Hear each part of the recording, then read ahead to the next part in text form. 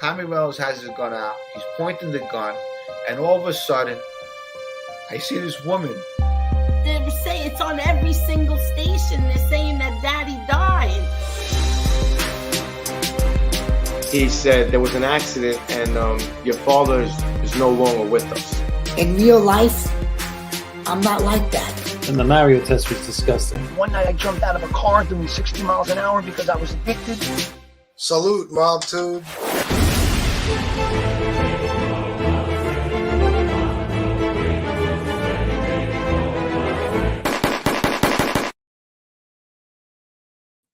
Salute, Mob Tube. How is everybody tonight? So, as you know, I have a very special guest. I'm going to be doing a live interview with somebody who I think is a phenomenal actor. He starred in one of my favorite movies of all time, Sleepers. He was also on The Sopranos as Jason Gervaisi. And, of course, Vincent Ragney on Power. He's done many other projects, and we'll probably talk about some of those as well. So let me bring on Paul Perry. I'm sorry, Joe Perrino. You see where my head's at? I'm looking at the comments. Well, Paulie's a great guy. He's a great guest. Great guest. I'm sitting here thinking about when we're going to bring him on, and yeah, he's stuck in my head. Yeah, man, absolutely. Not a bad guy to have stuck in your head. Yeah. So, how you doing? I'm doing good, man. I want to thank you again for coming on. This is an awesome opportunity for me. I appreciate it very much. My pleasure. I'm a huge fan of yours. Appreciate that. Thank you very much. Thank you. Yep. So let's kind of start from the beginning. You're from Arthur Avenue, right? I am. Arthur Avenue, the Bronx, born and raised. The real Little Italy of the Bronx, right? Yeah. And how I got started in acting, obviously, right? Yeah. Yeah. It was on my 14th birthday, and I was eating at Mario's restaurant. I told this story many times, but I'm going to tell it again. All right. Yeah. I was eating at Mario's restaurant, my 14th birthday, and my brother was like, "Come on, let's go have a cigarette." I was like, "I don't want to go. He's like, come on, come around the block, let's go have a cigarette." So we go, and it starts drizzling, and we go under the Enrico Fermi Library, the awning, and we're sneaking a cigarette. My parents, I'm 14 years old. My brother's a couple of years older than me. We really shouldn't be smoking. We're risking a beating by dad. So we're sneaking the cigarette, and then this car is driving by, and it stops. The guy gets out in the rain, and he comes over to us, and he's like, "We're looking for Italian or Irish-looking kid for this movie. Sleepers, come try out." I run the he told us his name. He says he runs the Belmont Italian American Playhouse on Arthur Avenue. And as soon as he gave me his business card, I was like, it's like the lights went on. I'm like, this is what I'm gonna do with my life. I'm gonna be an actor. Acting. I felt like, I guess now in retrospect, I know I needed the permission. I needed permission. Like, you can do this too. You know what I mean? And it made sense because I was always living in my imagination. I loved movies. I loved acting out and whatnot. And it all lined up and it made perfect sense. I'm like, acting, that's what I'm going to do. And I went and I auditioned, and I was so laser focused. I said, I'm getting this part. Like, when I read the script or whatever. But this is how green I was. How absolutely green. So he's like, "Yeah, come next Tuesday to come try out." I go up the steps, creaky old steps, walking up the stairs to the playhouse. My brother, at the time, he was running down the stairs. He was like, "Yeah, I tried out. I suck. I'm going to the Yankee game." He was like, "Fine, I'm not an actor. I'm going to the game." He's come running down. I go up. The casting director, who, which is funny. He's one of my best friends still, and he's a fantastic actor. He's like family, I know him for like practically 30 years. Marco Greco is his name, and he's a fantastic actor, writer, great artist. But he was helping cast the film, and he was running the Belmont Italian American Playhouse on Arthur Avenue. I get up there, and he gives me this pages, the sides to audition for. And I reading them, and I'm like, okay, good. And calls me into the room, He's like, all right, you ready? I'm like, yes. He turns the camera on, and I started shaking. And he's like, okay. He turns the camera off, and he's like, Joe, are you all right? You okay, man? I'm like, yeah, I'm fine. Why? He's like, cause you were shaking, you know? I was like, yeah, because it says above my lines, it says shakes. I thought that's the action that I have to do. He was like, no, that's your name. I was like, oh, okay, all right. So no nervousness. And then I did it. And, I guess I wouldn't take no for an answer, or, I did it. And he's like, it's a long shot, kid. This is very much a long shot. There's hundreds, if not, they're scouring the nation looking for these 4 kids, I think Elijah Wood was the first choice. Like he was looking to do the part.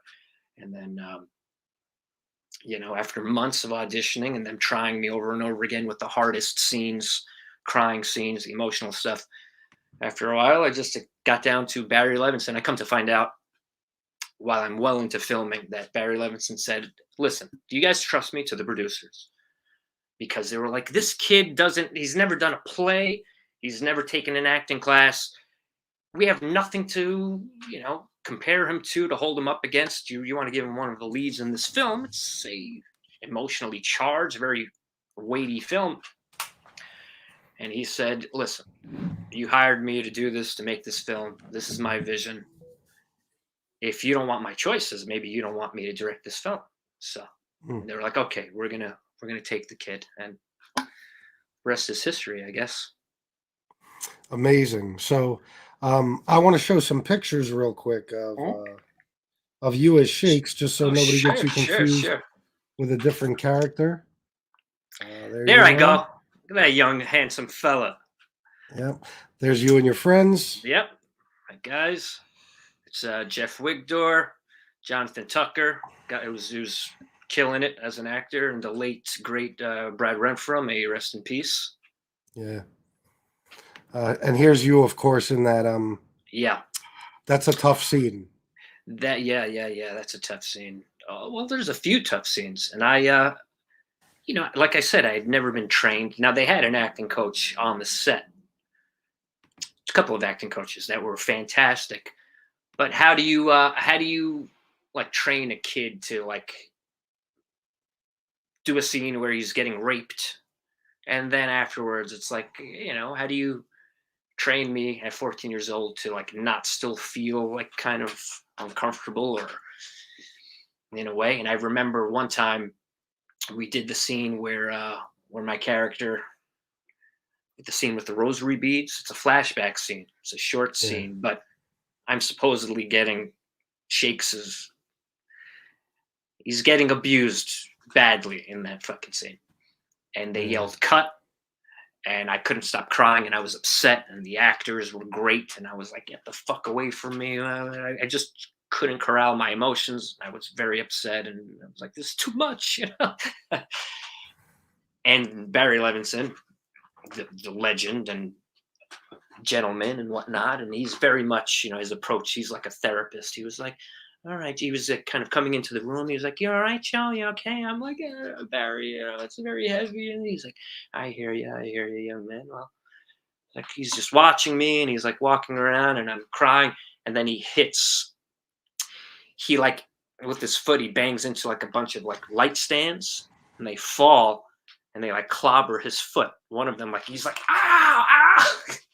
And I started busting out laughing. I was pissing my pants laughing, and I was like, okay, I feel better. And he was like, oh, all right, you feel better.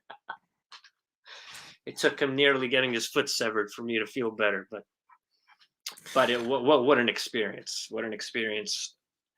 The older I get, the more the more I marvel at it. My first thing, and I'm with these legends, De Niro, all these guys.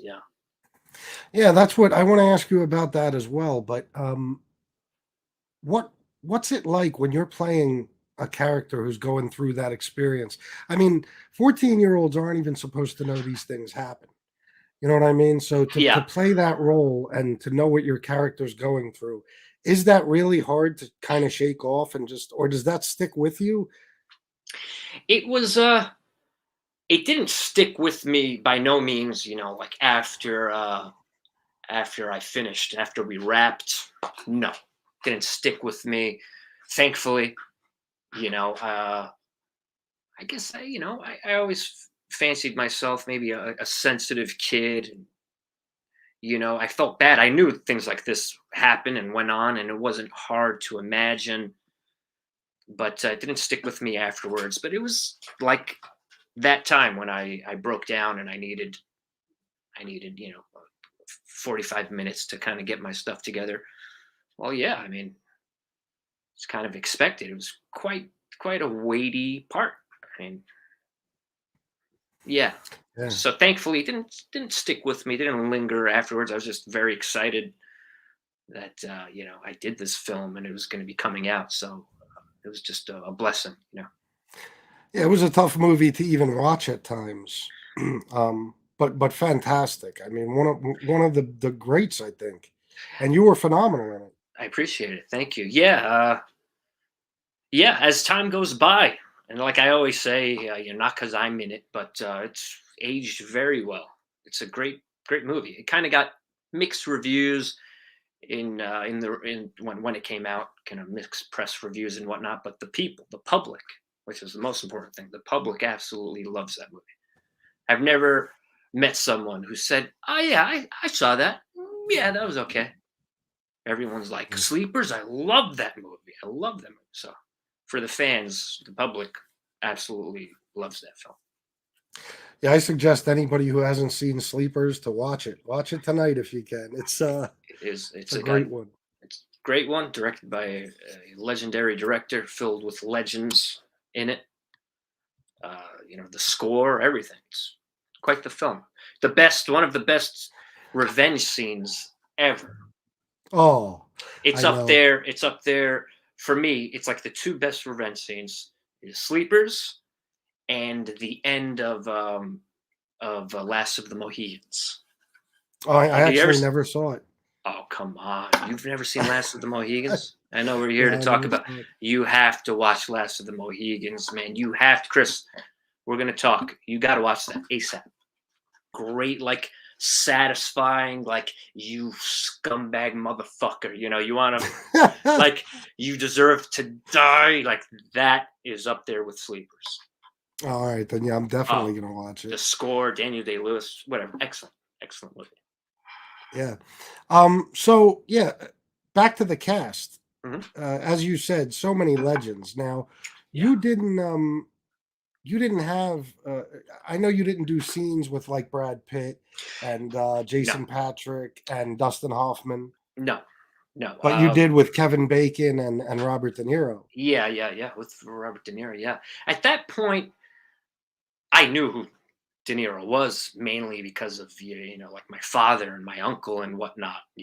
But I hadn't seen at that point. I'd seen his films like Midnight Run, stuff like that. I don't think I watched Goodfellas or I had seen I think The Godfather too at that point. But my father was like, "You do a movie with Roberto De Niro." Oh, mamma mia! Like he was when he met De Niro, it was like a kid meeting his like favorite ball player. He was nervous.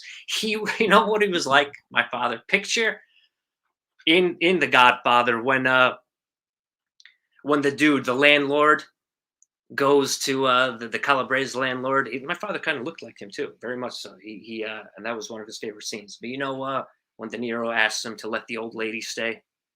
Yeah. And she has to stay with the dog. Ukane deve restare, huh? That scene, and he was like, "Stugats." Yeah. When he goes back to like apologize, and he's all like fumbling over himself, because he didn't realize that De Niro was like the don of the neighborhood. That's how my father was meeting De Niro. Like he was like, Roberto, like he was, man. Yeah. Working with De Niro at that point. I wasn't nervous at all because that was a testament to his professionalism. De Niro sees me. He sees a 14-year-old kid. He gets an understanding like this kid's this is his first project, right? So he understands I got to make this kid feel very comfortable, make him feel like he's really dealing with an uncle. And, so he made me feel very at ease, and doing the scenes with him were a blast. I mean, there's no nerves there. It's like afterwards, after watching his catalog, after I did the film and a couple of years went by, I'm like, man, I worked with a fucking legend for real. Like watching Raging Bull and stuff, Then I was fully aware. But at that point, I was ignorant as far as that. The biggest star in our eyes was, and it's funny that we played the same character, was Jason Patrick. Because I loved Lost Boys growing up. Lost Boys, classic. Loved the Lost Boys. And as a kid, I wanted to be Michael. We would play Lost Boys, and I'm like, I'm Michael, and I wanted to be him. And my mother, really? Oh yeah, I would be like, I'm Michael, My cousin would play the Kiefer Sutherland part, because he had blonde hair and or wrestle fight. And when we found out, my mother would watch, the Lost Boys with us, so she very much knew about Jason. She was like, "Oh my God, you're gonna play the same part as Jason?" So he was like the biggest star to me. And he's a brother. I've been in touch with him since we did the film. I mean, we're like family. Yeah, that's great. What about as far as some of the other cast? Like Brad Renfro was a sad story. Yeah. He passed on in 2008. I'll never forget. It was like a week prior to Heath Ledger passing on. Yeah, that's him right there. That's him, yeah. Yeah, that's a sad story. Yeah, drugs. Yeah. Addiction. And I had my own battle with addiction as well. Yeah, I definitely want to get into that. But what was it like? It was instant fame, I'm assuming, right? You went from being a regular kid in the Bronx to being a big deal. I went from being, so we did the film. I was in 8th grade, and then I start freshman year at Mount St. Michael. And I go home, it was like October 6th or 16th. I go home that weekend. I come back on that Monday. I'm going through the hallways, and the football team is coming, the other way. And they're like, "Wait a minute, this kid, you look like that kid that was in that movie we just saw."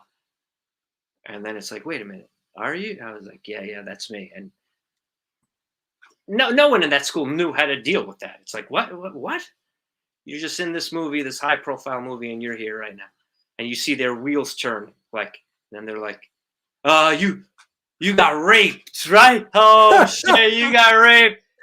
Oh shit. I'm like, oh yeah, I got raped. And then they're laughing, and then when some of the friends turn around, they're like, "Yo, you were fucking great in that though, bro. You great in that movie."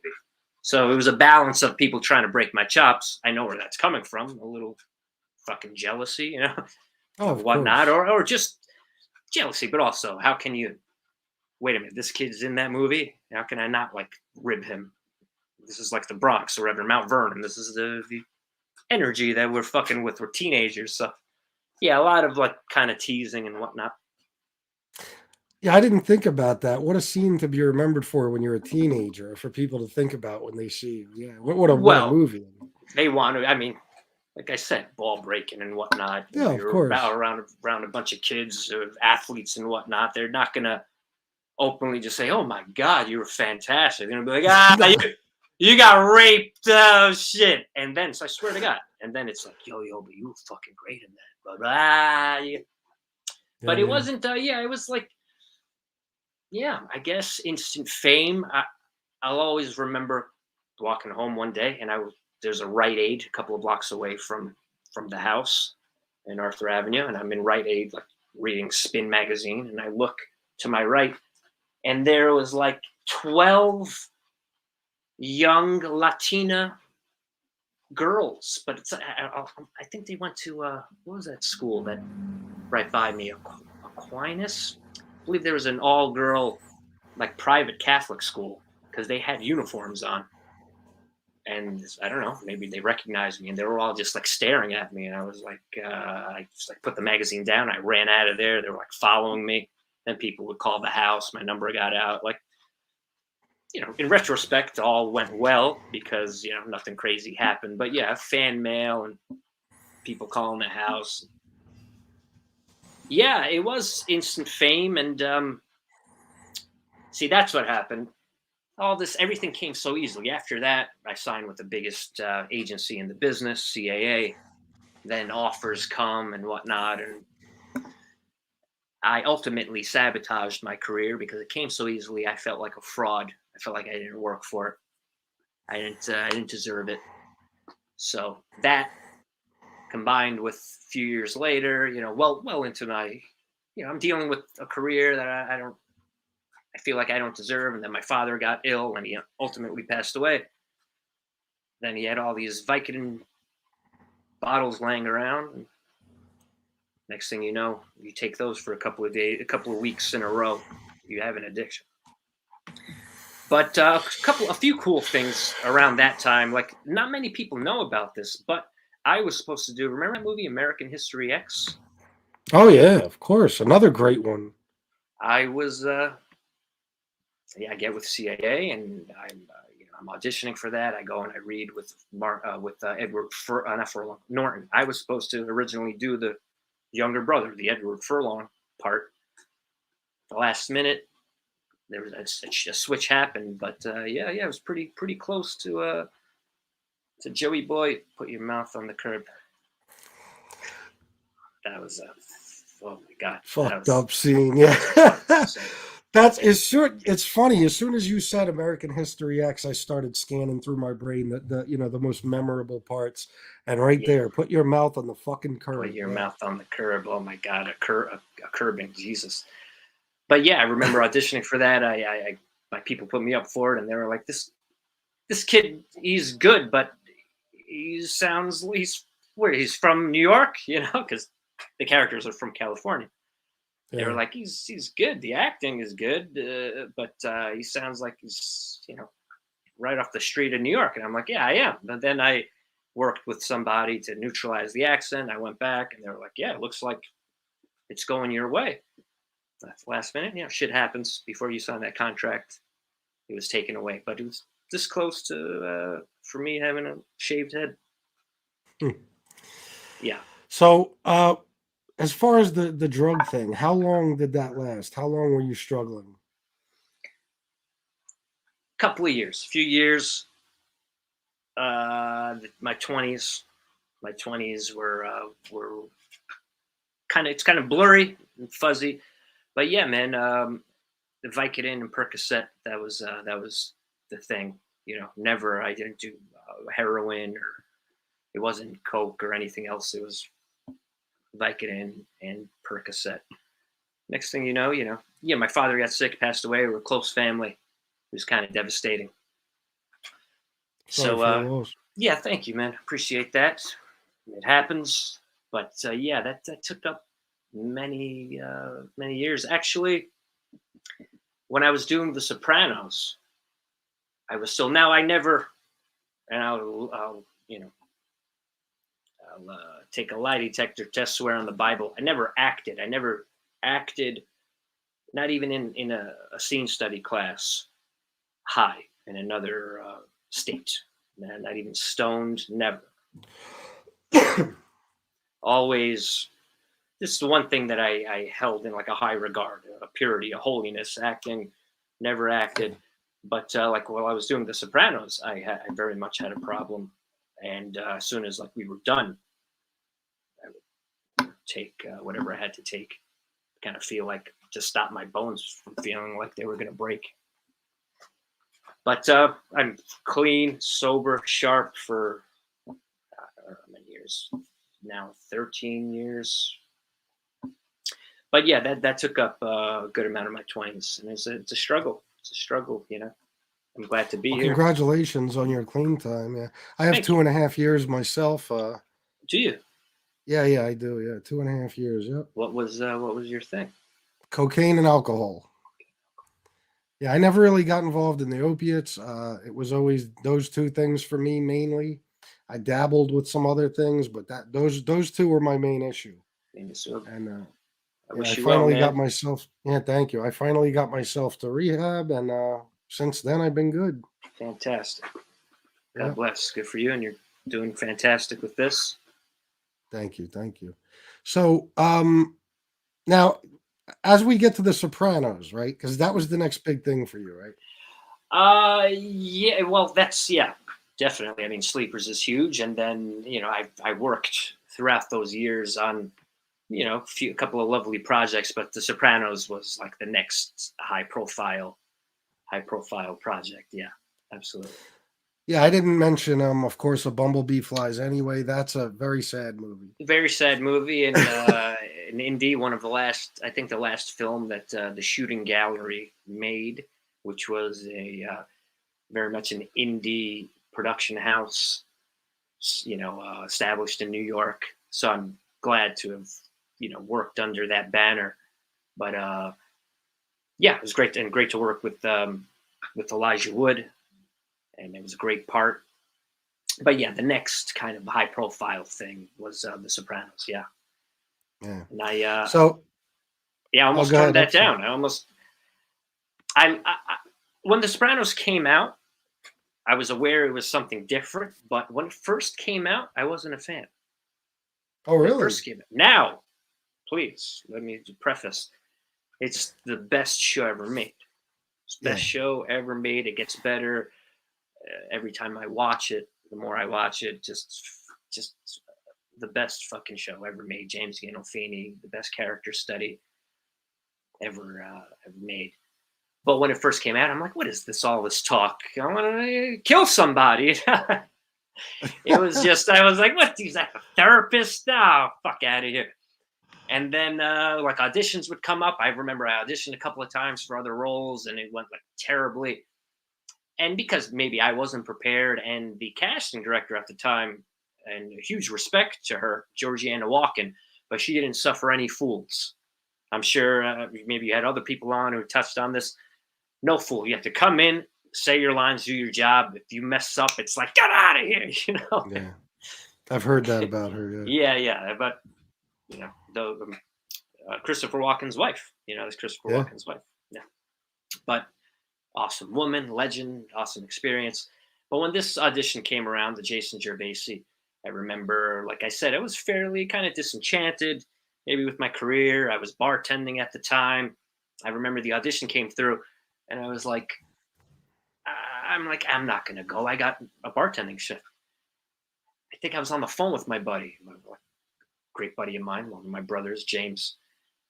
And he was like, what's going on?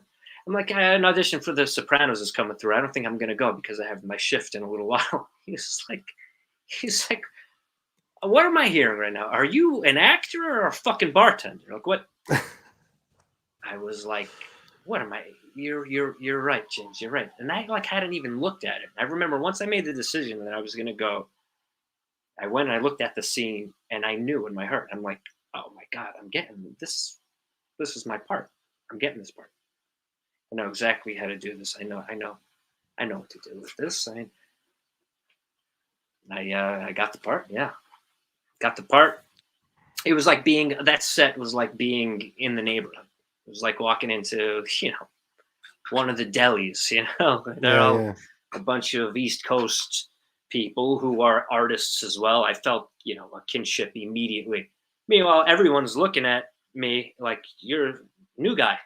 You're one of the new guys on here. Everyone's very protective of everyone else, just like we understand. I mean, you go into someone else's neighborhood, everybody's going to be like, oh, yeah, how you doing? What's your name? Yeah, we've got our eyes on you. You got to make a good impression.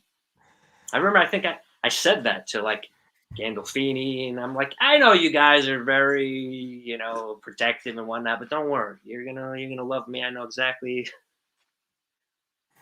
I know what this is about. I'm serious about this. I'm respectful. Don't worry about it. It was great, man. It was great. Rob, I met another, I'm lucky to have met a lot of great people in my life who happen to be in the arts as well. Great friends who are like family. Another brother, my cohort in crime, the kid who plays Jason Parisi, is Michael Dreyer. He's another brother of mine, great actor, works like crazy. and meeting Rob Eiler is another bro. I was just talking to him. You saw the commercial? Oh yeah, absolutely. I saw it. Yeah. I was very happy and very proud of Robert. Yeah. Best. Oh yeah, he was on last week. I totally forgot Yeah. he was on last week. That's right. Oh, Yeah, man, not best- only was he on, but I have to play this for you, and you tell me what you think, okay? I will. But I don't know if it's a secret if I'm ruining it that you were going to have Joe Perrino on, but I just want to say any chance that I get to bump Joe Perrino off of a podcast, oh, it's so sweet. So I just want to thank you, because sometimes I gotta still let Joey know who's boss. You know, he worked under me on Sopranos, and then he went and did Power, and he thinks he's a big shot, and he's ahead of the family. And sometimes you gotta let him know, hey, I made a call. I found out, when is Joey doing the pod? I heard it was this exact time that we're doing it, Tuesday at 5 o'clock. I said, you know what? I'm only available Tuesday at 5 o'clock then, because I want Joey to know. I want Joey to know that he got bumped, and it's your move now, Perrino. What are you gonna do, huh? That's hilarious. In all seriousness, Joe Perrino is one of my best friends in the world. He's like family, and he's really, again, like just like Jamie, like he's just such a great person, and yeah, I love him. Yeah, he's a great actor too, and I'm looking forward to having him on as soon as possible. Incredible actor, and like I said, if you ever want to have us both on at the same time, I'd love to come back with him. It's Robert, I would be honored, man. Anytime. So what do you think? Fucking Robbie, baby.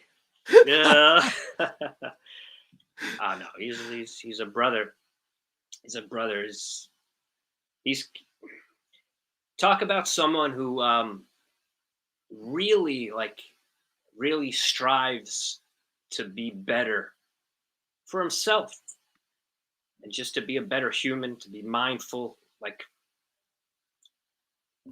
I mean, I still marvel sometimes at this guy. I mean, Rob's come a long way. I'm not saying when I met him, he was a fantastic guy. We initially hit it off swimmingly, beautifully. But he definitely, he had rougher edges. Definitely can. He's all putting people in their place real quick. Oh, was he really? Oh, listen, Rob. I'd like to hear that.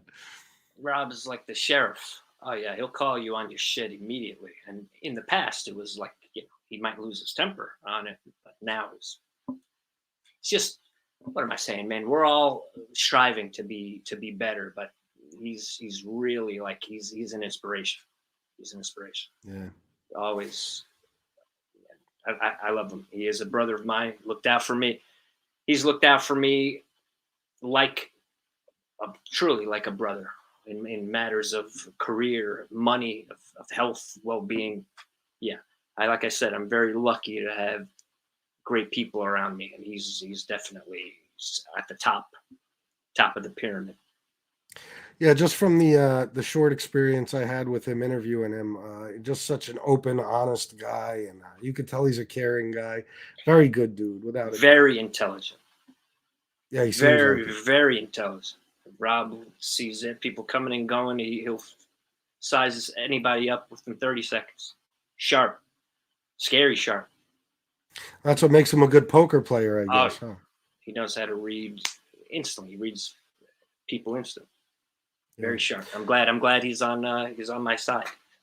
Yeah. Well, I had to play that for you. I thought it was funny. Hilarious. Yeah. He as soon as you hit me up, I'm like, and I told you, I'm gonna break his chops now. And I'm like, you fucking bumping me? Let's see. He's like, well, that's right. I'm going wherever. I'm bumping you out of a slot anywhere and everywhere. That's funny. No, I appreciate you being understanding on that. I certainly didn't want to lose the interview with you. No. Not at all, man. Not at all. So is that how you guys became friends, on the set of The Sopranos? We became friends, hit it off on the set of The Sopranos, hit it off beautifully. And then, after that was done, I would see him once a year. Maybe there was a couple of years went by.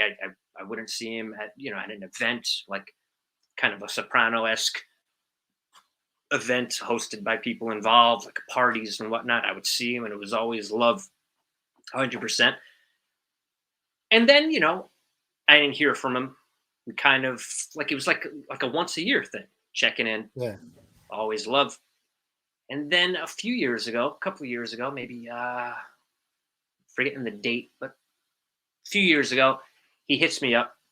He's like, I'm involved with this series. And let me say, this series, I don't think it's ever going to be released, but he's like, I'm involved with this series. They asked me, do you know another actor for one of these parts? For one of the leads. He was one of the leads. It was like 4 leads. Someone for the 3rd, 4th lead.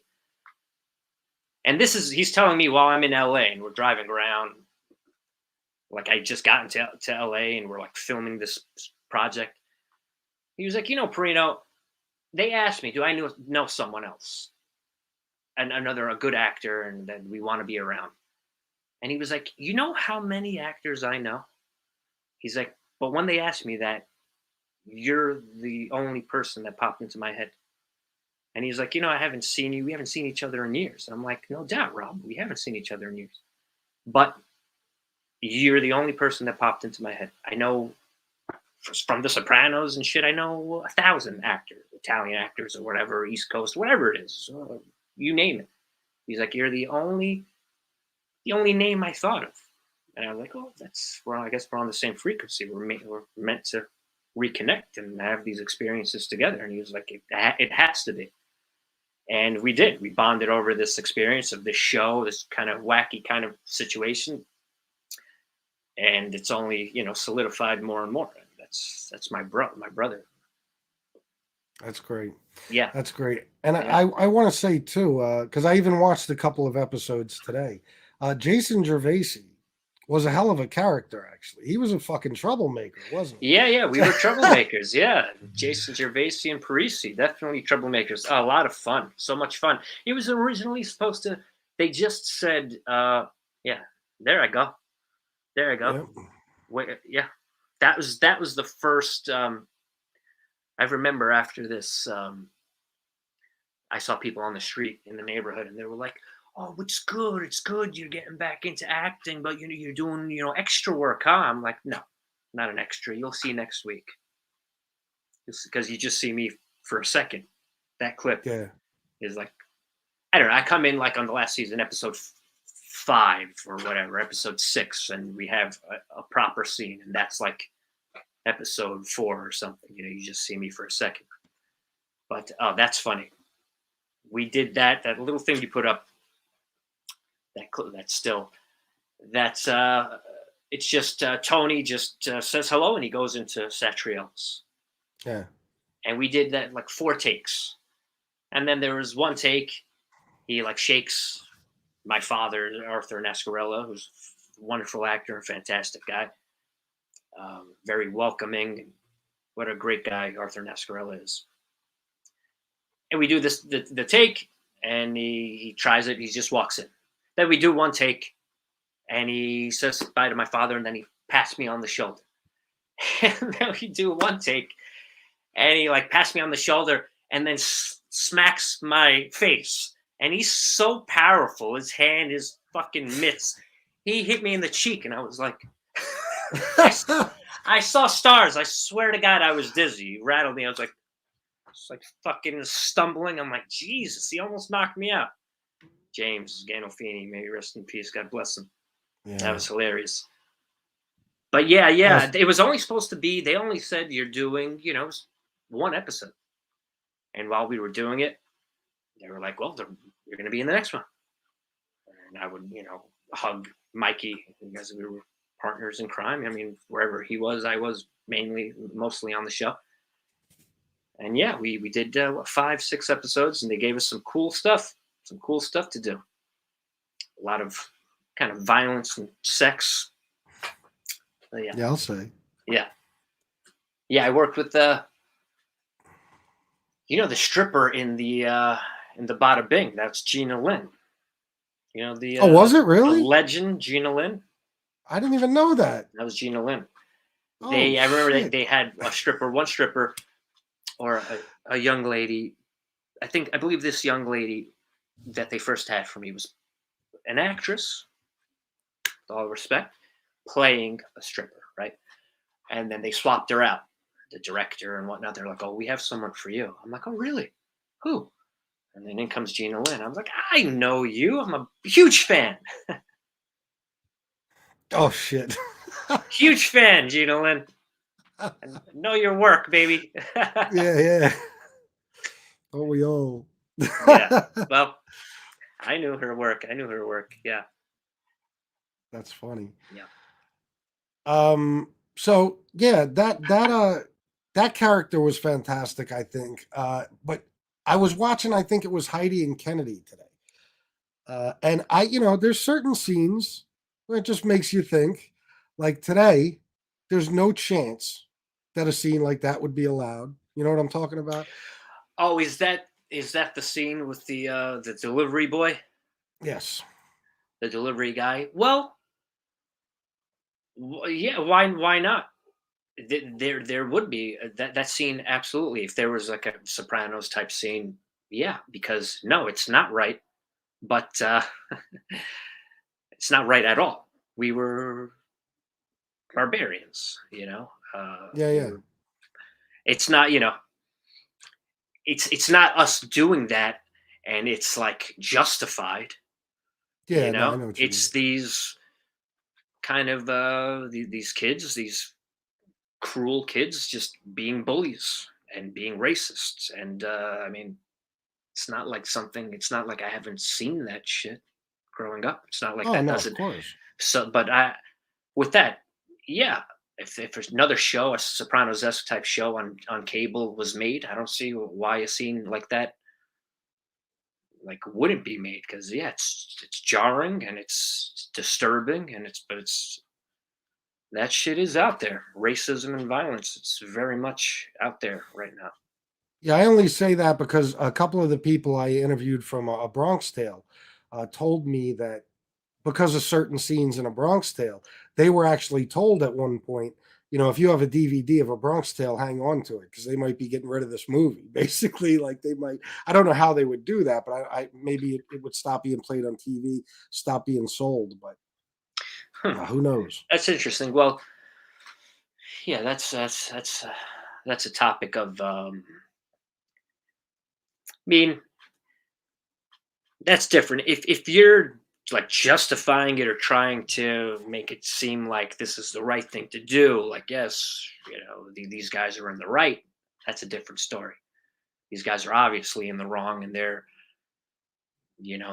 what happens to my character? I get arrested, and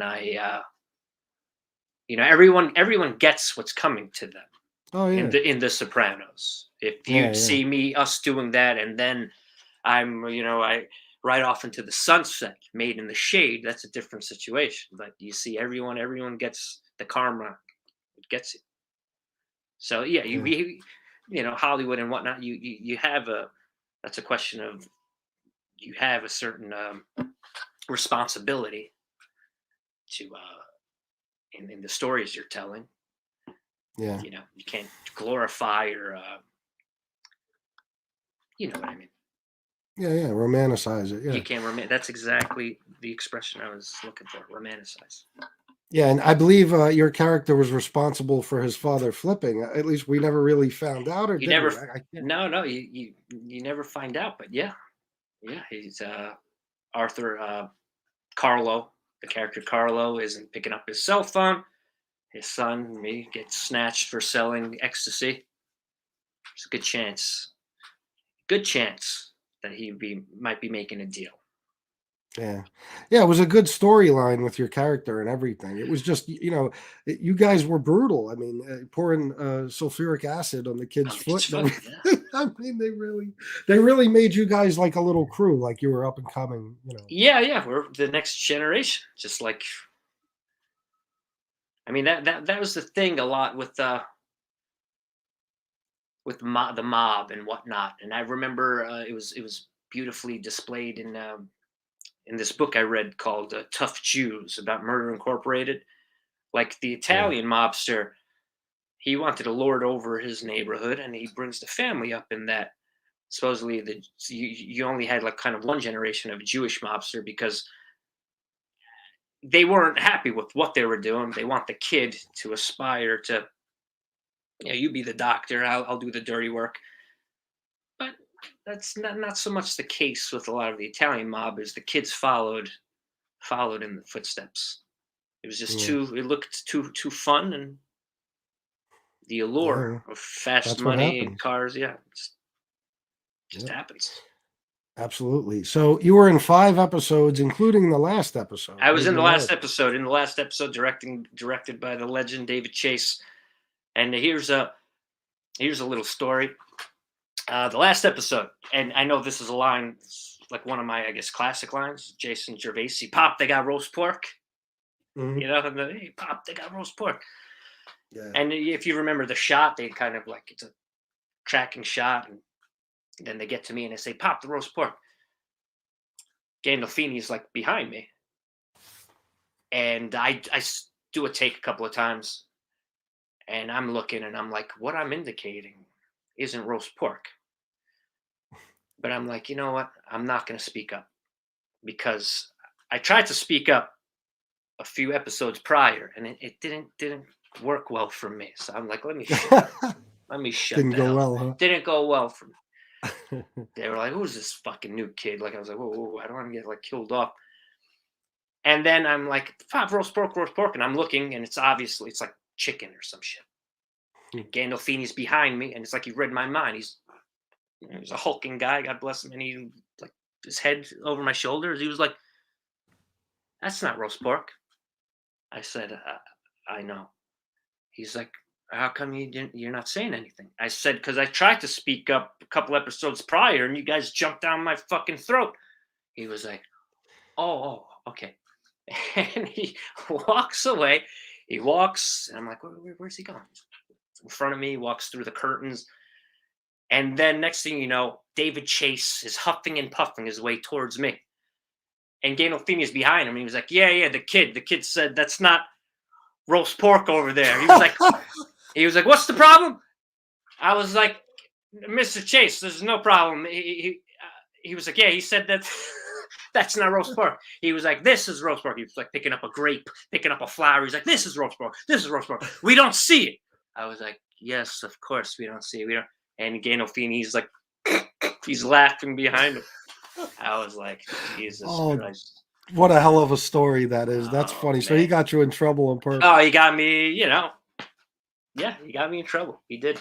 That's funny. He was a joker, I mean, great guy. But yeah, he got me in a little bit of trouble. Yeah, Yeah, what a legend. he was. All right. So what happened post Sopranos? I know you pretty much stayed working. It looked like since Sleepers. I mean, you always had something. Yeah, man. I got into post Sopranos is when I really started studying in earnest and learning, the craft. Up until then, I had never done a play. I had never really worked with someone consistently. I had a few coaches here and there, picking up things as I went along, always trusting my instincts and whatnot. But if you see this woman back here, a picture of a young lady at a desk, that's our late grade acting teacher, my acting mother, I call her, Alice Spivak. She I've passed heard on. you speak about her. Yeah. Yeah, she passed on. It's a little over a year now. And yeah, man, I started studying with her because I did a film with Vincent Piazza. You know the actor Vincent Piazza? He played Yeah. him. Mhm. Fantastic actor, fantastic guy, another brother of mine. And I met him on a set of a film called The Assassination of a High School President with the Bruce Willis. Yeah, Bruce Willis yeah. is in that. It's a comedy. We had a great time doing it. And I met him, and I'm like, this guy's got his shit together, and he's sharp. He knows what he's looking at. He knows what he wants from the scene. He's just got a lot going on. And I said, this is like 2007, like fall, late summer, early fall. And I said, "Who do you study with, man? Because I want to be down with that. I want to know what that's all about." And he's like, "I study with Alice Spivak." And I got into class, and from then on, it was learning the American classics, the just universal classics, and working on stage, working on plays, scene study, doing plays. Because of Alice and our theater company, I got to do two of the best parts for any actor, any American actor, whoever. Danny and the Deep Blue Sea, this play that John Turturro originated in like 1980. But man, you see, you're not. Are you aware? Have you ever heard this play, Danny and the Deep Blue Sea? I don't think so. No. It's about a dude in the Bronx, neighborhood guy. It's a 2-person play, and real raw kind of. If you read this, you would instantly connect with it. Actually, Vincent's the one who told me about it. He was like, "Oh, you got to work on Danny." I did that. I did another play with her called Orphans. These real like meaty American classics. And so yeah, since after Sopranos, it was really learning and the undertaking of learning the proper way. If your instincts aren't serving you, how can you deliver through a process? That, and then hard scrabble, doing that, doing other types of roles and whatnot. And then I guess another huge kind of opportunity was Power. And this was in the last few years. Yeah, I got to finally, no matter if you're an Italian actor, Italian American actor, or an American actor, who doesn't want to play the Don of a family?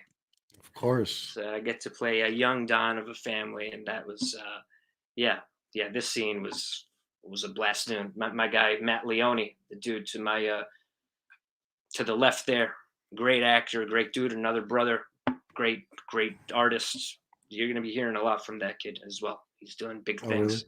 Oh yeah, he won best actor at the Tribeca Film Festival for a film he did this past at Bobby D's Film Festival. He won best actor in October. So you're gonna be hearing a lot from him. Great kid, great boxer.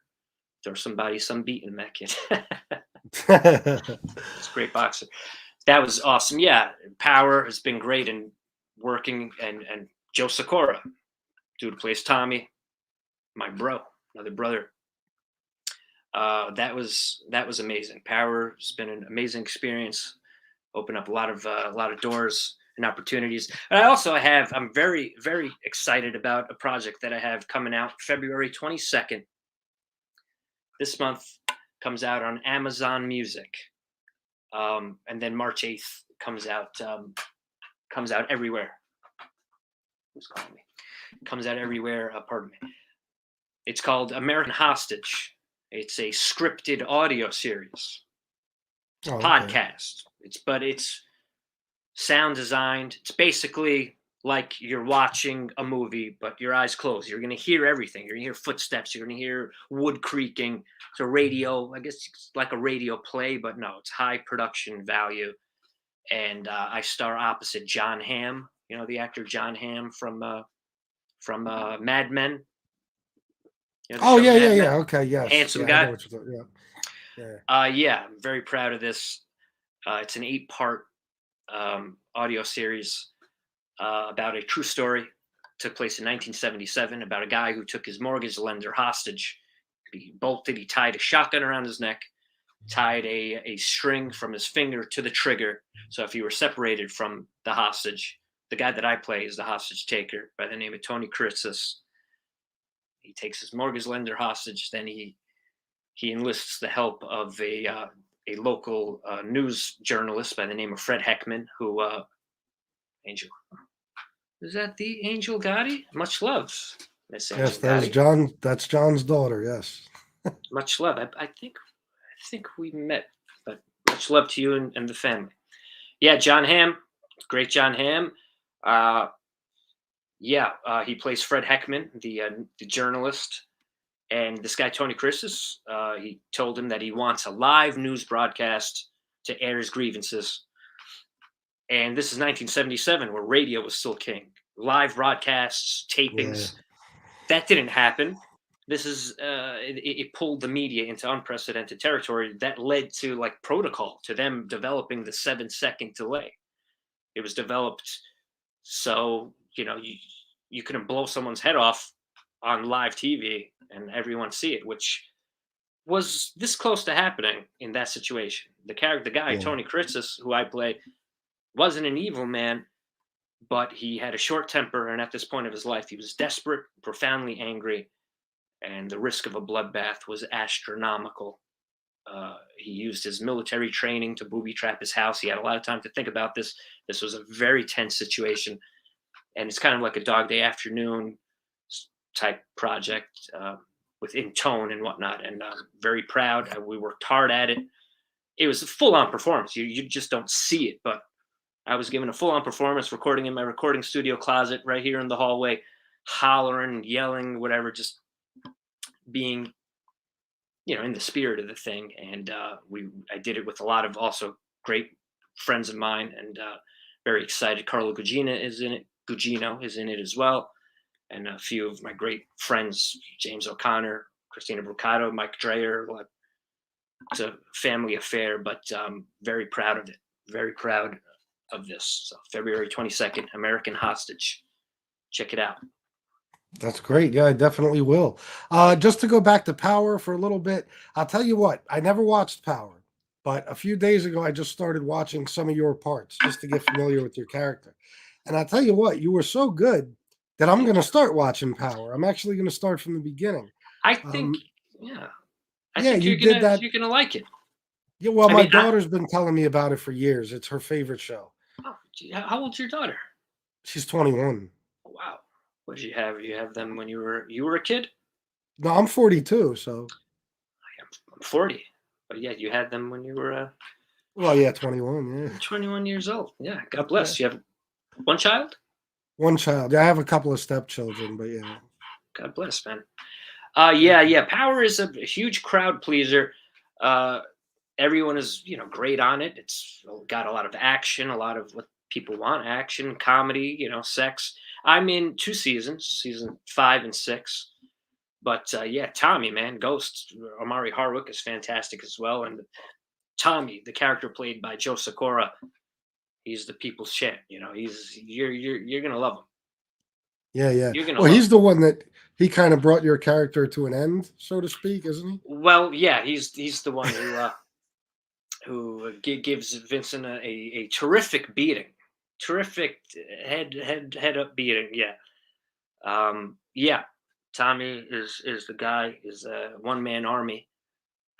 But it was such a fantastic experience. The creator, Courtney Kemp, so generous, and 50 Cent, all the people. But Courtney Kemp was, she's a powerhouse. Yeah. So you were in that for 2 seasons. 2 seasons. And the final season, right? The final 2 seasons. The final, yes. Season 6 is the final season. Yeah, and I'm okay. I believe, was I in the very last episode of the season of the series? I believe I was, or the second to last. But yeah, man, and that has the new spin-off, the Tommy Show. It's called Force. That just dropped last week, the first episode. It's great. It's great to have the character back, and there's so far now 3 spin-offs on. Wow. So yeah. Yeah, my daughter was telling me a little bit about it today, filling me in some more. But yeah, I'm going to start it from the beginning for sure. Yeah, definitely check it out. Yeah, so that was a big role for you also. I mean, that was huge. Yeah, that was it's a big thing, a high profile show, large fan base. I mean, the fan love is crazy. The last couple of years has been interesting with the face covering and whatnot, but I've been spotted through the face covering, through masks, through wearing a hat. I don't know, someone, they recognize my eyes. Seriously. So walking down the street, a guy in his car, I'm masked up. He was like, "Oh shit, are you Vincent?" I was like, yeah. Yeah. It's funny. You look different to me in everything. Like in The Sopranos and Sleepers and Power. I don't know why. I just, Well, those are. It's interesting. I look different because it's from Sleepers to The Sopranos to Power. Years. I mean, Yeah, yeah. I look different in the roles, and I try to find a way to look different. Or like every role, you want to look different. Every role you play, but it's That's like true. 10 years. It's like 10 years in between I guess so. those Yeah, I guess I roles. didn't look at it that way. Yeah, Yeah. yeah, it is. But you still look young. You still look Well, very young. thank you. I appreciate it. You said you're 40 now. 4 years old. Oh, not bad. 4 All right. years Well, old. you've had a hell of a career so far. That's for sure. Well, I appreciate it, man. I'm you know, um, just trying to stay as active as possible and create with my people, with my network. I had like one of the best weekends of my life. Seriously, a couple of weeks ago, I went away. I went to see my good buddy Joe DeVito, another guy you're going to be hearing from. Uh, we're creating my buddy Connor, James, our other buddy came up with us, Kevin. But yeah, we went up to visit my buddy upstate. We had a blast. We filmed scenes, creating our own stuff, seeing what we can do, what time, how we can film this. Can we film a scene in an hour, in 2 hours, And it was a million laughs, just creating and laughing with your people. Nothing better than that. So it's just, living life, trying to enjoy it as much as possible, and That's great. Make the shkarol. Yeah, that's what it's about. I'm glad you're doing well. I really am. I've Appreciate it. followed your career, and you're definitely someone to be admired. Thank you, man. I appreciate that. Am. My I pleasure. followed your career. How the hell did that go on? I have no idea. My phone just started playing YouTube. I'm sorry if it cut you It's off. okay. No, not at all. Not at all. Yeah, no. Much respect to you and what you're doing. You got a great Thank fan you. base, and I wish you well. Thank you. I appreciate it. One other question, real quick, before, if you don't mind, I'm going to bring our Please. friend on. Not at all. But I just want to ask, because I don't want to forget. I don't want to leave this one out. 50. What kind of relationship did you build with him? Oh, 50, the boss man. I mean, 50 is like what does it? A testament to the icon, living legend of 50 Cent. The guy who makes everyone he meets feel like the most important person, that he's met. A look in the eye, gives you the time of day. He wants to hear what you have to say. I mean, the relationship I have with him, it's nothing. It's a relationship of admiration and respect, and I hope to be in business with him for a long time. But yeah, that guy is a very busy guy. You see him; he's everywhere. Very Yeah, busy well, guy, look, and it's a good friendship to have, because you never know what he yeah. might have coming in the future. No way. Yeah. No, I'm so grateful for him. Nothing moves without him, especially in the Power universe. But he's a mega icon and very powerful guy, and sees me. Now this is something. We're at the where I was at the Canaan premiere. The Canaan premiere. Yeah, the Raising Canaan premiere. I guess I saw a fantastic show. Raising Canaan is another spinoff, excellent spinoff of Power spinoff. He sees me. I'm, at the after party. He's got a million people around him and whatnot, and I'm like by the bar and kind of walking towards, and there's like a million people. He sees me, gets up off the couch to walk over to shake my hand, to thank me for coming. That's a testament. I mean, yeah, whatever. I played Vincent Runye, and I'm of the Power family, and people love me, and Joe Sikora co-signing me left and right and everything. But that's 50 Cent. Yeah, He's with his lady. He's with everybody. He's around him. Mackay Fight. Everyone's around him.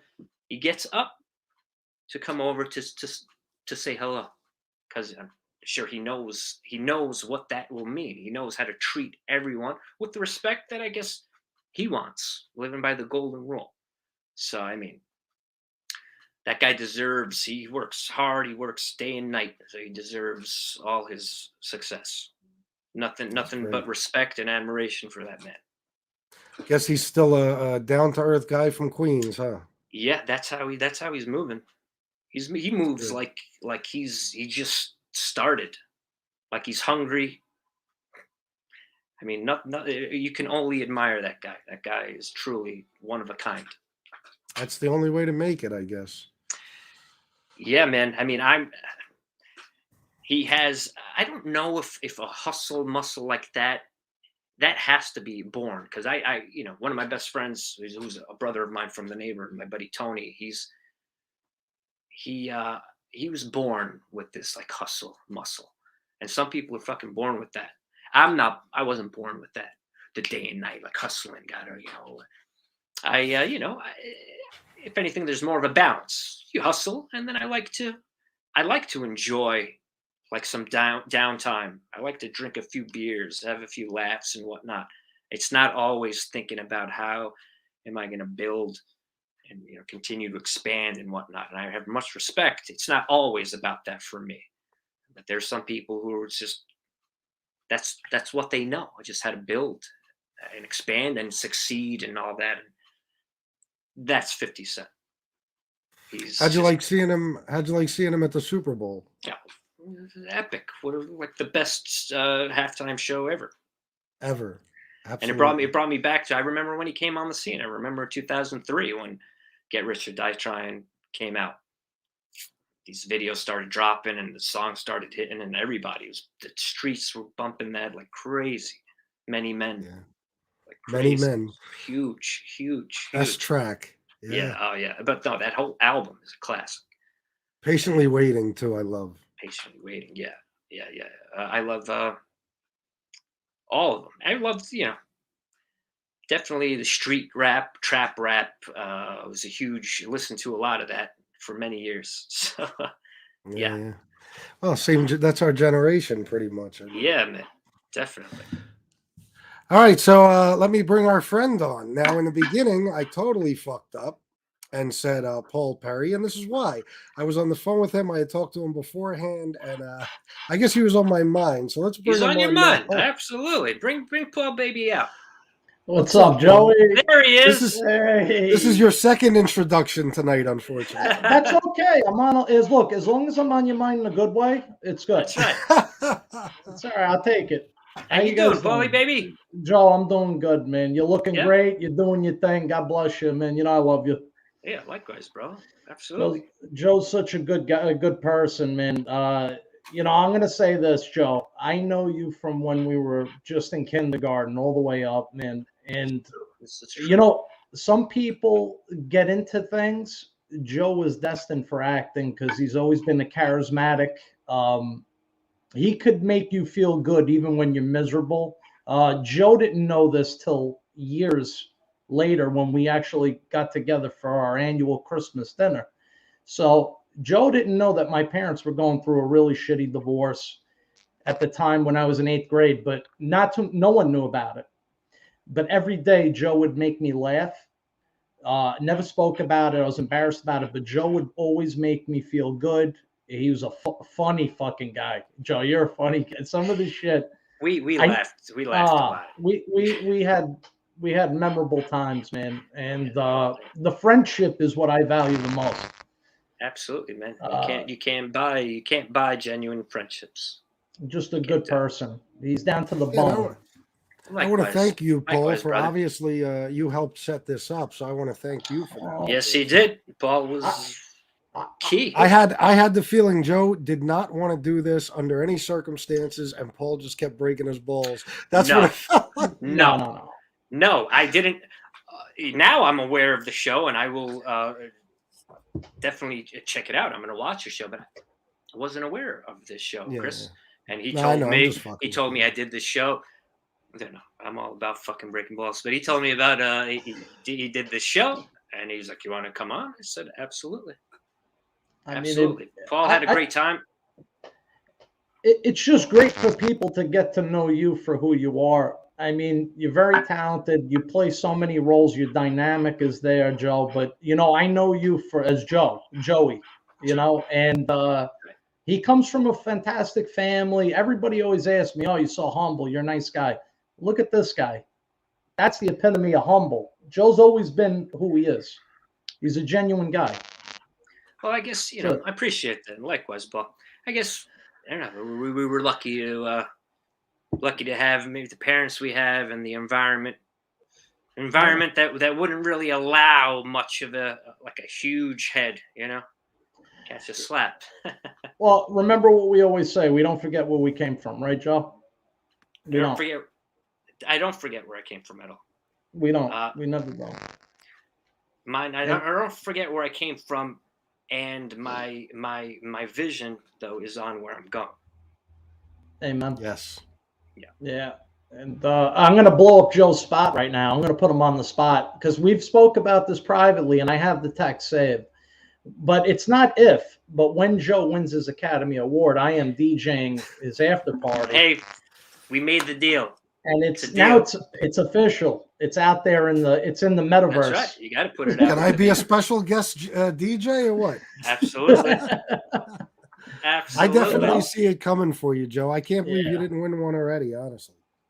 Wow. I appreciate that, guys, man. What can I say? Thank you. I appreciate it. Just I enjoy I love acting. It's kind of like the only thing that I love, that I feel good like doing, that I love it, and I it's just something that I feel compelled to do, and I hope to do it until the day that I transition, and appreciate the love. I appreciate it. And I'll say this real quick. For me, acting was an experience, a life experience, which I love. But for Joe, it's life. And he cherishes the art and the craft. And it's in his blood 24/7. He's amazing. You really are, Joe. I love you, man. I'm so proud of you on everything that you do. I appreciate it, Paul. I love you too, bro. What can I say, man? It's a blessing. The friendship alone is a blessing. God bless. I appreciate that, man. I friendships, relationships, I agree, especially now with COVID, especially, you come away, you have to come away understanding what's the most important thing. What's the most important thing? We're health and your network, your relationships. I mean, these genuine things, these true things. Yeah. I mean, it's the truth. I mean, we get together every year for Christmas. Joe, our good friend Stefan. That's right. Some of these are guys that we went to elementary school with. Yeah. And I remember the first time we actually got together, Joe and I hooked up early. We got there early. So we started drinking right away. We were like, all right, we're gonna get tuned up. We got to break the ice. Joe leans over to me and says, I want you to know something, Paul. He goes, I only got a small group of really close people, and you guys are part of it. And, given with what Joe's accomplished in his life, I could see how it would attract a lot of, especially our neighborhood. You get people coming out of the woodwork. That's my buddy. That's my friend.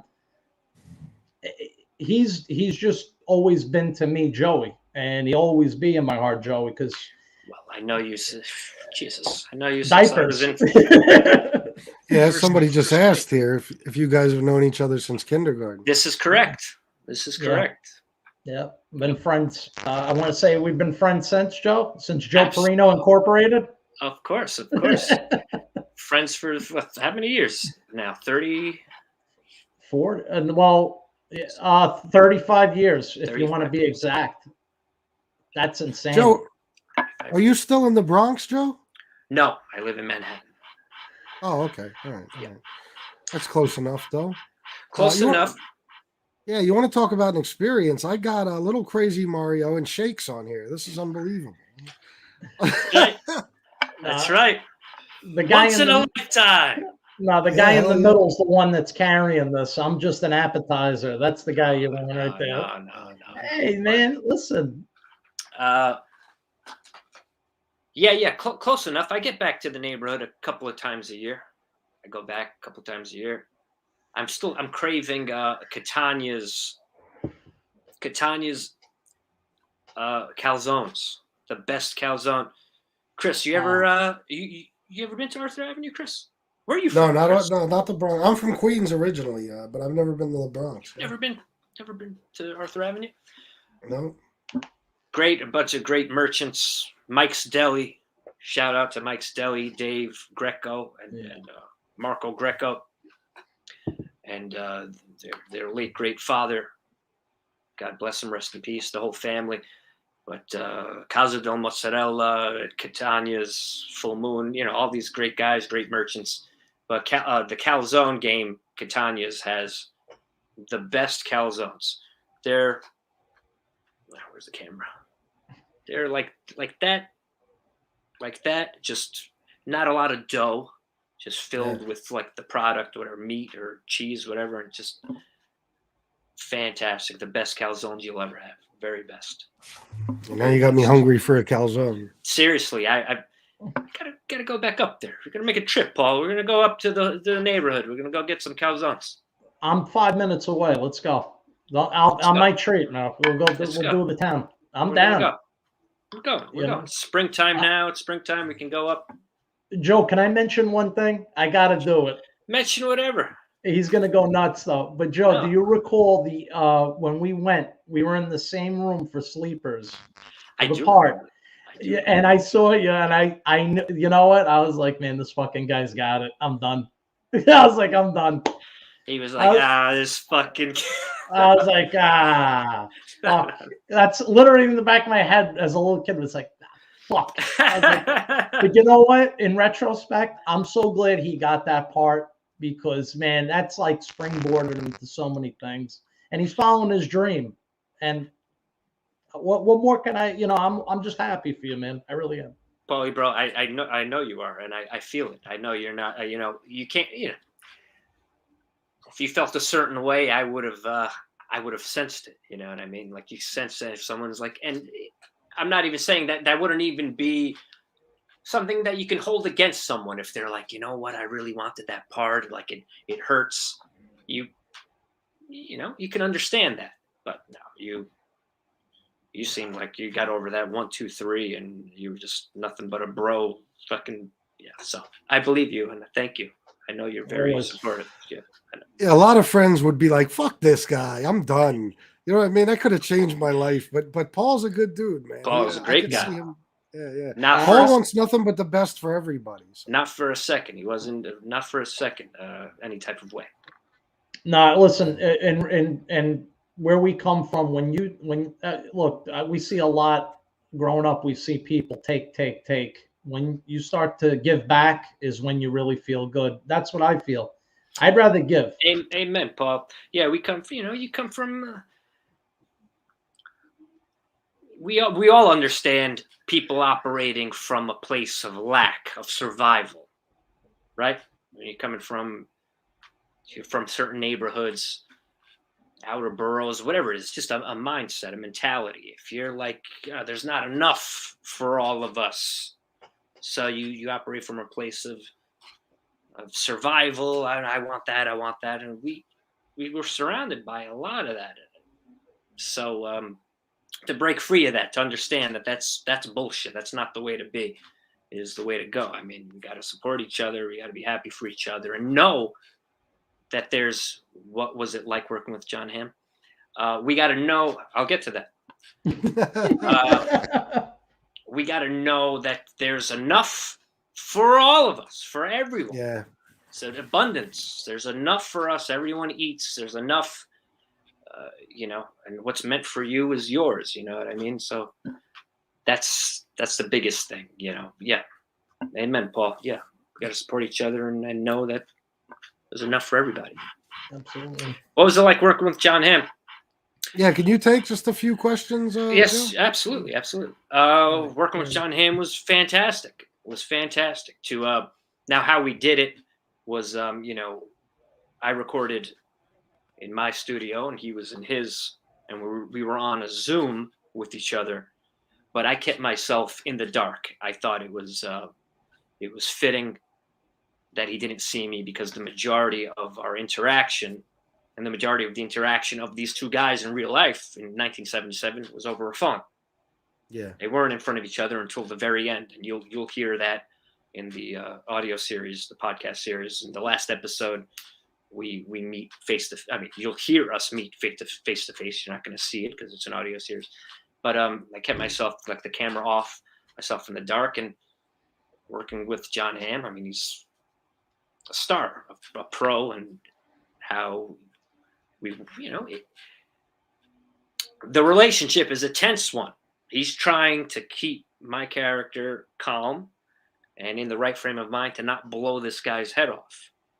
So he's got to deal, Fred Heckman dealt with Tony Kuritzis. He had to find different ways to deal with them.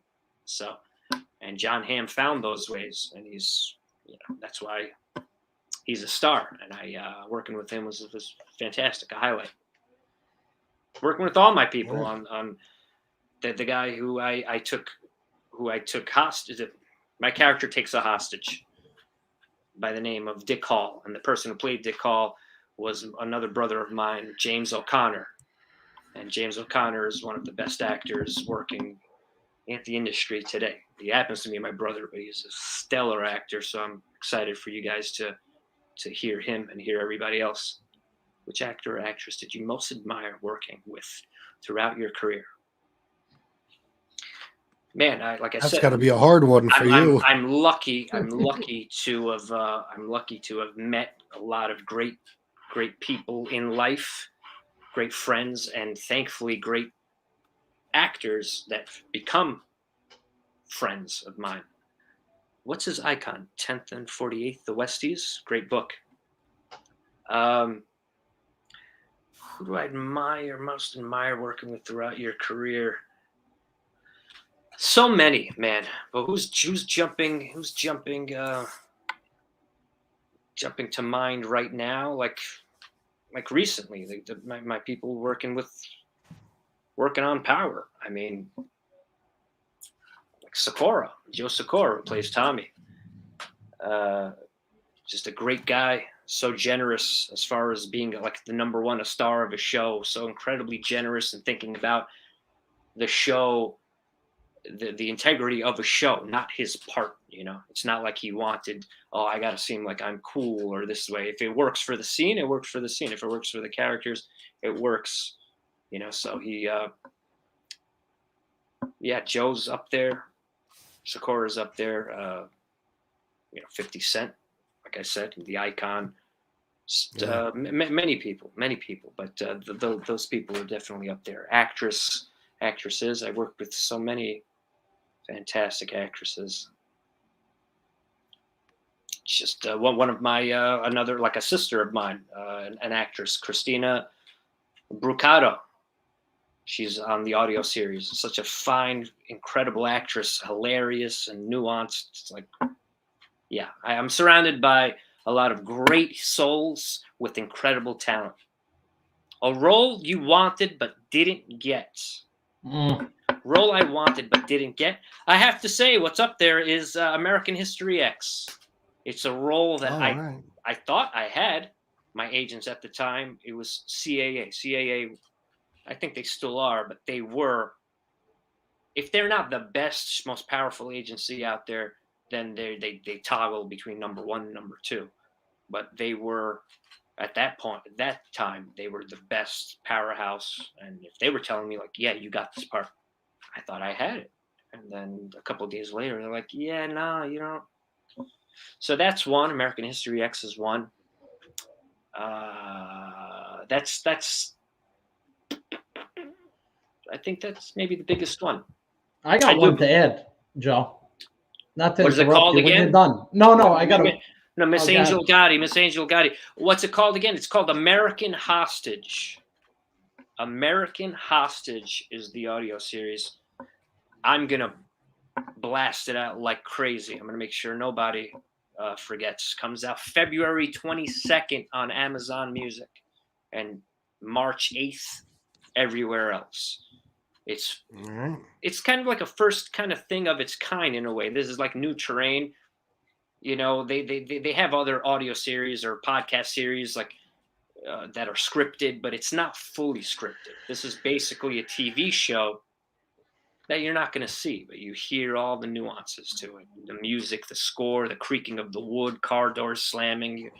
So, yeah, it's very immersive, and I couldn't be more proud of a project. I'm gonna check it out, Joe. You know, I'm into that. I'm all into that kind of stuff. I got one thing I want to say to What you. was she asking God. about American, the project or American History X, the movie? That No. I think she was talking about the project. the I project. think it was a project. Yeah. Well, American History X is the movie that I wanted to do, but I didn't do. Well, what's that, Paul? I'm gonna say I've said this to you many a time, so I'm gonna put Joe again on the spot. I always pictured Joe in a World War II movie because he has that look, Man. and he World War always II. wanted to do one. Yes. And Oh, geez, yeah. All right, now you're bringing up the. Now you're getting the blood. The Joe's blood getting. running. I had to. I'm sorry. No, I had to. not at all. Band of Uh, Brothers. Band of Brothers is one, but not Band of Brothers. I wasn't up for that. I was up for the sequel called The Pacific. Really? Remember Band of Brothers? Yes, You I saw- do. I Do you have it. remember the second part, The Pacific? You watched Yep. the second? I don't remember that. Yeah, it's another 12-part miniseries, HBO. Oh, Mhm. man, I wanted that. And now they're coming to me, Paul. Another one. I remember I got a call from my agent at the time, and they were like, Ridley Scott wants to see you. He wants to see you for Black Hawk Down. Remember that movie? Oh shit. Yes, I do. I have it. That's. I don't know what happened with that, but that happened. My agent at the time with CAA, he was like, "Yeah, Ridley Scott, he wants to see you for Black Hawk Down. He wants to have a meeting." I remember I ran and I like fell like down the stairs because I was so excited to tell my parents. I was like, "Doo-doo." Fucked my knee up. I think that's where I messed my knee up. My knee still hurts to this day. It's funny, bro. What about Fury? I could have seen you in Fury. Oh yeah. Paul, You have that look, man. a war movie. Yes, a war movie is up there. As far as people are saying, what movie or project did you want to be a part of that you didn't? But as far as like genres, I have a war movie. I have to. That's definitely something I want to do. A war movie. That is a tough question. Question for Paul: who's better looking, Joe or John Hamm? Well, it's an easy question. I mean, look. Better Joe, go my way, Paul. Better go my way. Joe tends to pull off a bella figura. Look at that facciabello right there. He's a handsome bastard. What do you want me to do? Good friend. Good friend. I couldn't let him near my wife. I had to make sure that, we were married first because I was afraid she'd be like, what am I doing with this fucking guy? He's just in the Bronx still. This guy's the actor. John Hamm, that handsome son of a bitch. He is. He's a classy dude. I like him. Yeah, he's a great actor, movie star, icon, like a screen icon of a matinee icon, a matinee idol of like the Hollywood of old. He looks like Cary Grant or something. Yeah, he definitely has a nostalgia look to him. I agree. He has, yeah. It was great. Yeah, great working with him. Yeah. What else? Yeah, I'll what let else? you know too. Angel reiterated she was talking about the upcoming project. Yes. American Hostage. Yeah. Maybe I can. Shit. I don't know if. I don't know if. I wonder if I can play. I was about to ask you. You got something you could tease us with a little bit, if it's all right with Chris. Sure. I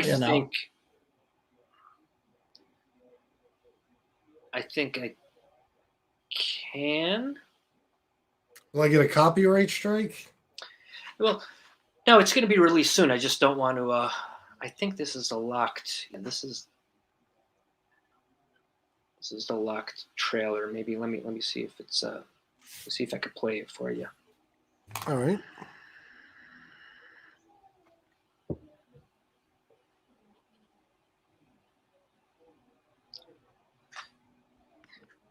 You know what? I'm sorry, guys. I don't know what's going on with the phone. I don't think I'm going to be able to play it. But That's all right. wait, hold on. Hostage. So let's see. What's it called again? Hold on. Sorry for the dead air. Nah, it's cool. I'm just great. I'm glad that this was able to, come together. And I gotta say, Robert is a funny guy for busting Joe's balls. I mean, Oh, that was funny. Yeah, that was it good. was. Chris, credit to you for playing it to insinuate the ball busting. Yeah. I had to play that clip. I don't know how it's. I don't know if it's going to translate well because it's going to be playing off my phone. So I'm not gonna play it for you guys, unfortunately. That's all right. All right. It's Yeah. all right. Yeah, so guys, this was fantastic. And listen, Joe. Yes, sir. Robert said that he would gladly come back on my show with you. Let's do So it. I'm gonna hold both of you to that. We're gonna do it. We'll do it. We'll do it soon. Yeah, that would be amazing. We'll do it. I want to thank you so much for this, Joe. This was fantastic. Thank you. I had a great time. Appreciate it. Yeah, and if Paul, thank you, of course, for putting this together. And I like seeing you two on here going back and forth because it is it's crazy. I mean, you guys knew each other your whole lives. It's great that you've maintained the friendship, and I'm just glad to have you both on here. Pleasure is all mine. Great time. I appreciate it. We're on a great ship. Thank Appreciate you. it. Yeah, and if listen, besides hopefully having you back with Robert one day, if there's ever anything you got upcoming that you want to promote or anything, and you want to come back, you're more than welcome. Thank you. I look forward to hopefully you guys check out American Hostage. I look forward to hearing what you think because we are very, very proud. Yeah, definitely. I'll be looking forward to it. Yeah, I think we'll all be watching out for it. So thanks again. You gave me an hour and 31 minutes, Joe. I appreciate that so much, man. My pleasure. Flew by. Yeah, well, I'm glad to hear that. Thanks again, and I think I'll. Paul, you got anything you want to say to Joe before he goes? Yeah. Well, yeah, I'm gonna go eat dinner, but first, Chris, good seeing you. Sorry, just work is busy. Joe, again, love you. Proud of you. Too, bro. I'm going to definitely check out this series coming out. I look forward to your works. And I would say this, I say it all the time, but I wish you nothing but the best. And I know there's greater things to come for you. I appreciate it, bro. Likewise. Thank you. I appreciate it. Always. Likewise. All right, Paul, thanks for coming on, man. I appreciate it. Yeah, Paul. Always, guys. Have a great evening. Have a blessed evening. You too, guys. I'll talk to you later. All right. Thank you, Joe. Thanks again. I can't say it enough, and I will hopefully talk to you soon. Yes, sir. Thank you, guys. Have a great night. You too. Same to you guys. Bye-bye. See you later. Yep. Bye, Joe. Fantastic. Excellent. Thank you, Angel Gotti. I had a great time with them. It was fun having them both on. Joe is a class act. He was open. I asked him before the show if there's anything you don't want to talk about. He said nope. He said he was open to anything, which is what a lot of these guys say. So I appreciate that from them all. And just another excellent interview. I hope I did well, but Joe did great, that's for sure. And I can't wait to have him on again. Thank you guys for being here. Please hit the like button, subscribe if you haven't already, and for the love of Gotti, hit the notification bell. All right. Thank you for everything, guys. I love you all. And until next time, salute.